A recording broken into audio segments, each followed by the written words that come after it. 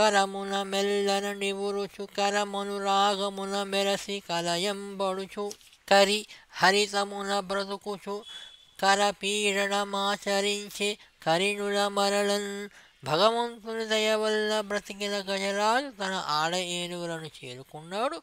పూర్వంలాగే తన తొండంతో వానిని మెల్లగా తాకినాడు.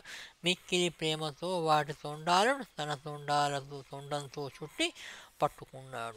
జననాథ దేవల శాప విముక్తుడై పటుతల గ్రాహ రూపంబు మాని ఘనుడు హూహూ నామ గంధర్వుడప్పుడు తన తుంటి నిర్మల తనువు దాల్చి హరికి అవ్యయునకు అతి భక్తితో మ్రొక్కి తవిలి కీర్తించి గీతములు బాడి ఆ దేవు కృపనుంది ఎందంద మరియును వినత శిరస్కుడై వేడ్కతోడా దళిత పాపుడగుచు తన లోకమునకీగి అప్పుడు శౌరిగేలనంటి తడవ హస్తిలోకనాథుడజ్ఞానరహితుడై విష్ణురూపుడగుచు వెలుగుచుండే. ఓ రాజా, గొప్పదైన ఆ మొసలి దేవరముని పెట్టిన శాపం వల్ల కలిగిన తన మకర రూపం విడిచిపెట్టింది. నిర్మలమైన శరీరంతో హూహూ అనే గంధర్వుడిగా మారింది.